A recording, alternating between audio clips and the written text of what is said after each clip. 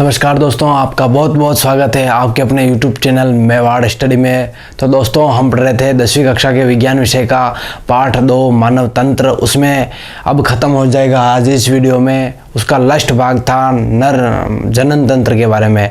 तो जनन तंत्र के बारे में आज हम सीखेंगे एकदम शॉर्ट ट्रिक के साथ। आपको अभी याद हो जाएगी इस वीडियो में देखते देखते, आपको किताबें रटने की ज़रूरत नहीं। तो आप लगातार हमारे साथ जुड़े रहे। हम पूरा विज्ञान का चैप्टर कोर्स करवाएंगे संशोधित पाठ्यक्रम के अनुसार। तो आप लगातार हमारे साथ जुड़े रहें। तो हम जनन तंत्र अब आज के इस वीडियो में पढ़ेंगे। तो दोस्तों, ये पढ़ने से पहले मैं आपको बता दूं कि जनन तंत्र जो है सभी जीवधारियों में पाए जाने वाला एक अति महत्वपूर्ण तंत्र है, जिससे वो अपनी समाज, अपनी संतति, अपना अस्तित्व बनाए रख सकते हैं जीव इस सृष्टि में। तो सभी जीव अपना अस्तित्व बनाए रखने के लिए जनन करते हैं। तो ये अति महत्वपूर्ण तंत्र है। मानव में भी लैंगिक जनन पाया जाता है, द्विलिंगी जनन पाया जाता है मानव में, जिसमें नर एवं मादा, नर में शुक्राणुओं के द्वारा और मादाओं के अंडाणुओं के द्वारा निषेचन प्रक्रिया के द्वारा युग्मनज से नए जीव का निर्माण होता है। तो वो सभी हम आगे बढ़ेंगे। तो उससे पहले हम पढ़ लेते हैं जनन किसे कहते हैं। जनन की साधारण परिभाषा, हमारा जो पाठ है इसमें से 6 नंबर के प्रश्न आएंगे। 6 नंबर मतलब 2 प्रश्न आएंगे, इसमें से एक आएगा आपके 5 नंबर का, जिसमें ये पूछा जा सकता है कि नर जनन तंत्र और मादा जनन तंत्र के बारे में, या 1 नंबर का ये आ सकता है कि जनन किसे कहते हैं। तो आप जनन की परिभाषा याद कर लीजिए। अभी इसी वक्त जीवों में समान संतति उत्पन्न करने की क्रिया। हम जो भी जीव हैं, अपने जैसी संतति उत्पन्न करने की जो प्रक्रिया है वो जनन कहलाती है।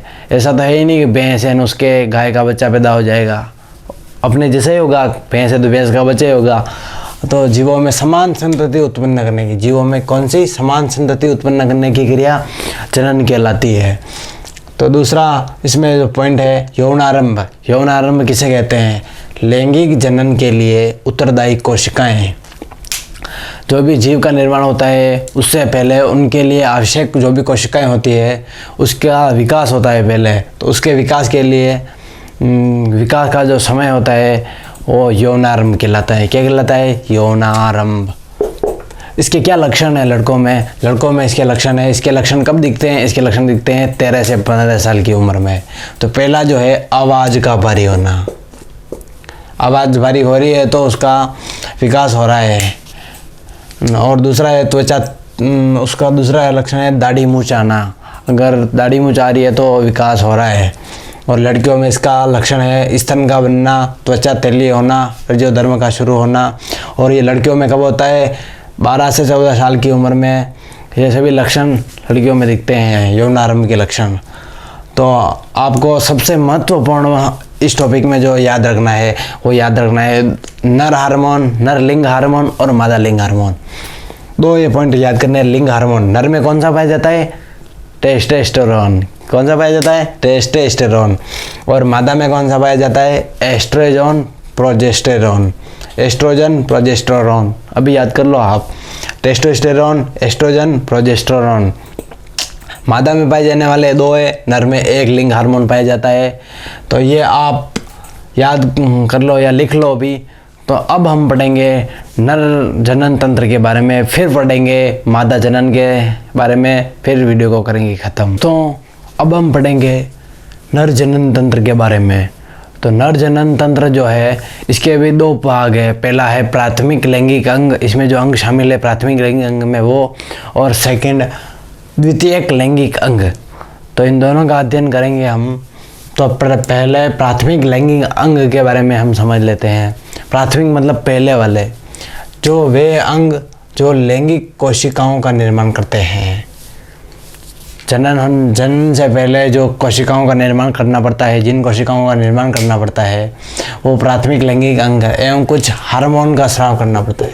कुछ हार्मोन का स्राव करते हैं, ये अंग जनन कहलाते हैं। जनन किसे कहते हैं?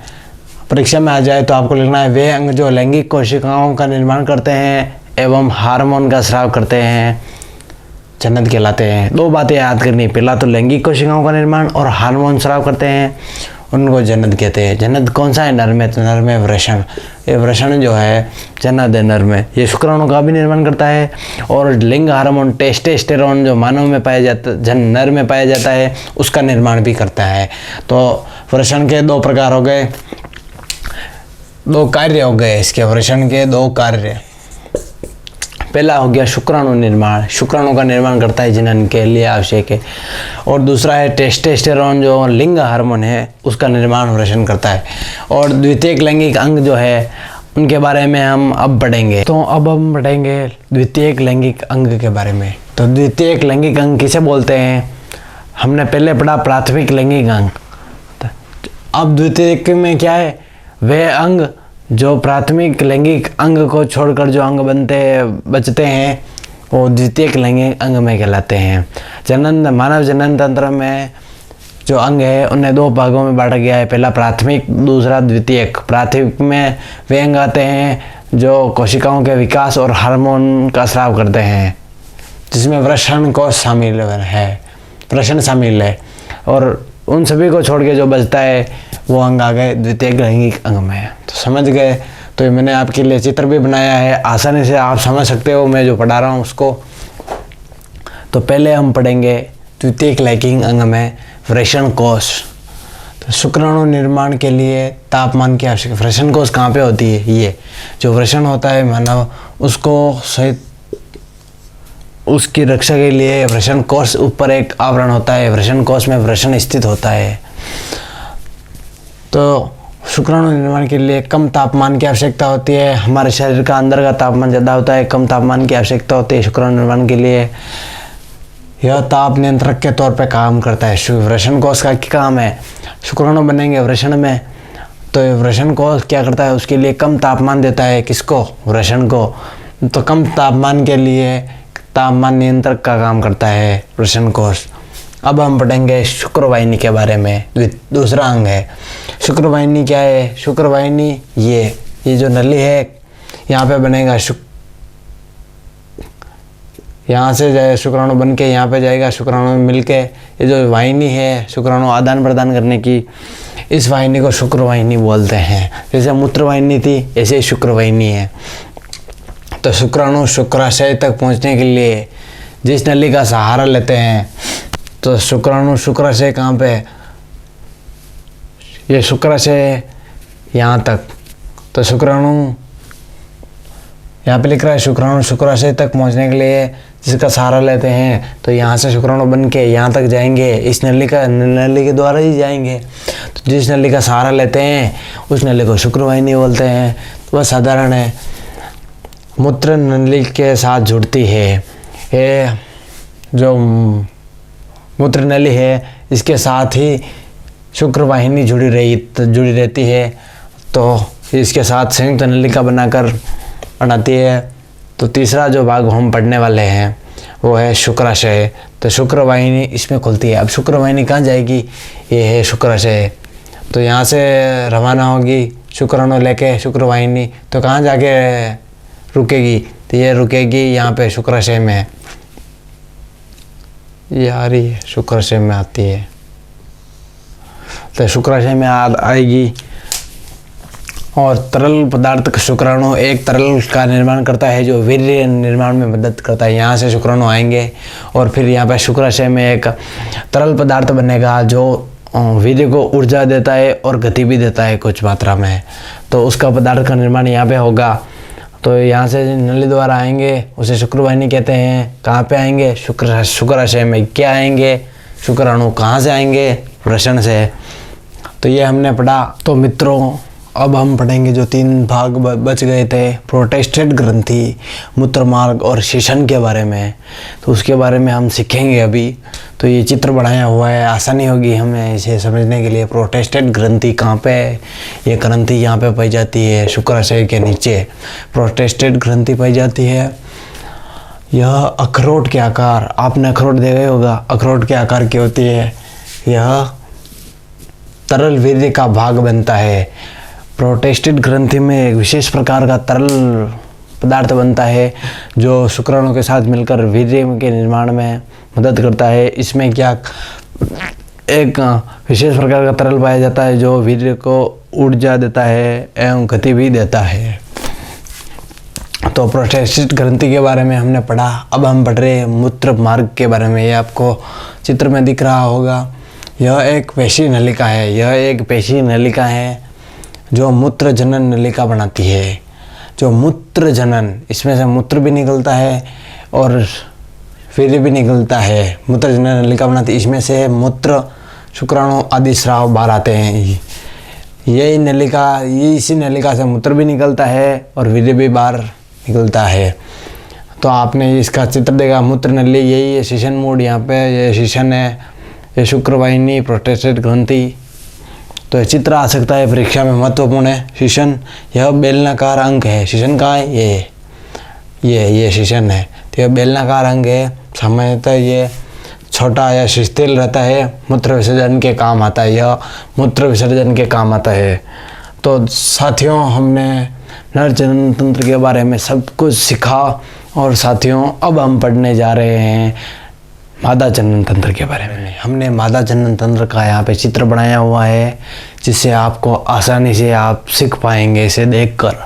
तो हमने नर जनन तंत्र में हमने पढ़ा था प्राथमिक लैंगिक अंग एवं द्वितीयक लैंगिक अंग। तो प्राथमिक लैंगिक अंग उसमें भी थे और इसमें भी है। उसमें जो प्राथमिक लैंगिक अंग थे वो क्या कार्य करते थे? कोशिकाओं का निर्माण करते थे और हार्मोन का स्राव करते थे। तो इसमें भी वही, उसमें वृषण था, इसमें अंडाशय आ गया। मादा में एक जोड़ी अंडाशय पाए जाते हैं। ये मादा जनन तंत्र का चित्र है। इसमें एक जोड़ी अंडाशय, मतलब एक इधर, दोनों को मिला के एक जोड़ी हो गया। एक जोड़ी अंडाशय पाए जाते हैं। कार्य क्या है? अंडाणु निर्माण और हार्मोन निर्माण। उसमें शुक्राणु निर्माण और हार्मोन निर्माण था। इसमें है अंडाणु निर्माण और हार्मोन निर्माण। तो अंडाणु का निर्माण कहाँ पे होता है? ये अंडाशय दिख रहा है, ये इसमें अंडाणु का निर्माण होता है और हार्मोन का भी निर्माण होता है। हार्मोन हमने जो लिंग हार्मोन पढ़े थे पहले, पिछले वीडियो में हमने जो पढ़े थे। हाँ, मादा में लिंग हार्मोन कौन सा है? एस्ट्रोजन एवं प्रोजेस्टेरॉन। जो दो लिंग हार्मोन है उनका स्राव भी यहीं पे होता है अंडाशय में। और यहाँ पे ये अंडवाहिनी है। ये अंडाशय अंडवाहिनी द्वारा गर्भाशय में आते हैं। ये इनकी एक नली है। अंडाशय में अंडाणु कैसे बनते हैं? अंडाणु, लाखों अंडाणु पुटिकाएँ पाई जाती है। जो अंडाणु पुटिकाएँ मिलकर एक अंडाणु का निर्माण करते हैं। तो ये अंडाणु यहाँ से गर्भाशय तक पहुँचता है। ये योनि है, यहाँ ग्रीवा है, ये गर्भाशय गुहा है। तो अब ये प्राथमिक अंगों के बारे में तो हमने ये इतना पढ़ लिया। अब हम पढ़ेंगे द्वितीयक लैंगिक अंग। द्वितीयक लैंगिक अंग किसे कहते हैं? प्राथमिक लैंगिक अंग को छोड़ के। तो मित्रों, अब हम पढ़ेंगे मादा जनन तंत्र में द्वितीयक जनन अंग के बारे में। हमने प्राथमिक जनन अंग के बारे में पढ़ा, अब द्वितीयक जनन अंग के बारे में पढ़ेंगे। तो द्वितीयक जनन अंग किसे कहते हैं? जो अंग प्राथमिक जनन अंग में आ गए उन्हें छोड़कर जो अंग बचते हैं वो आते हैं द्वितीयक जनन अंग में। तो ये चित्र बनाया हुआ है अंडवाहिनी। अंडवाहिनी कहाँ पे है यहाँ पे दोस्तों? ये तो हो गया अंडाशय और ये अंडवाहिनी।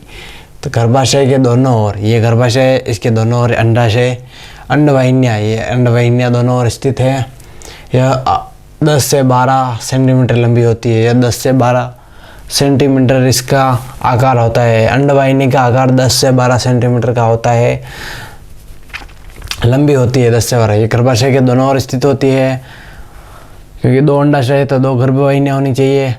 क्योंकि जब यहाँ से अंडवाहिनी के द्वारा गर्भाशय में पहुँचते हैं, अंडे गर्भाशय में किसके सहारे पहुँचते हैं? अंडवाहिनी के थ्रू पहुँचते हैं। फिर हम पढ़ेंगे गर्भाशय के बारे में। यह मूत्र थैली और मलाशय के बीच में स्थित होता है गर्भाशय। ये तो अगर मानव शरीर का हम चित्र देखें तो उसमें गर्भाशय, उसमें मूत्र थैली व मलाशय के बीच में गर्भाशय स्थित होता है। ये गर्भाशय गुहा हो गई। और इसमें जो माता और भ्रूण के बीच की जो कड़ी होती है जिसे बोलते हैं प्लेसेंटा, प्लेसेंटा भी का निर्माण भी यही गर्भाशय में होता है। जब बच्चा गर्भ में होता है तब प्लेसेंटा का निर्माण होता है। तो फिर हम जो तीसरा भाग है द्वितीयक जनन अंग में 3 भाग थे इसके भी। पहला था अंडवाहिनी, दूसरा था गर्भाशय, तीसरा है योनि।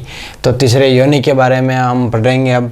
यह मलाशय व मूत्राशय के बीच में स्थित होती है, मलाशय और वही मूत्राशय के बीच में। और इसका आकार कितना होता है 8 से 10 सेंटीमीटर। कितना 8 से 10 सेंटीमीटर इसका आकार होता है। यह रजोधर्म स्राव का कार्य करती है।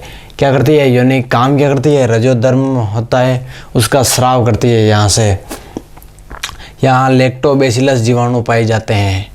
योनि में कौन से जीवाणु, अगर परीक्षा में आ जाए 1 नंबर का प्रश्न, योनि में कौन से जीवाणु पाए जाते हैं तो लैक्टोबैसिलस। कौन से साथियों, लैक्टोबैसिलस जीवाणु पाए जाते हैं जो किस अम्ल का निर्माण करते हैं, लैक्टिक अम्ल का निर्माण करते हैं। लैक्टिक अम्ल, इस कारण वहाँ का वातावरण अम्लीय वातावरण रहता है। तो दोस्तों इसी के साथ यह बड़ा चैप्टर जो इतने दिनों तक चला 7 पार्ट में, तो इसका समापन हम यहीं पे करते हैं। तो दोस्तों अब हम पढ़ने वाले हैं पार्ट 3 आनुवांशिकी के बारे में। पूरा पाठ पढ़ेंगे हम, इसी प्रकार से पूरा संशोधित पाठ्यक्रम पढ़ाएंगे आपको आपके चैनल मेवाड़ स्टडी पे। तो आप लगातार हमारे साथ जुड़े रहे। आज की कक्षा में बस इतना ही। आपके लिए कल कुछ नया लेके फिर हाजिर होंगे। तब तक के लिए नमस्कार।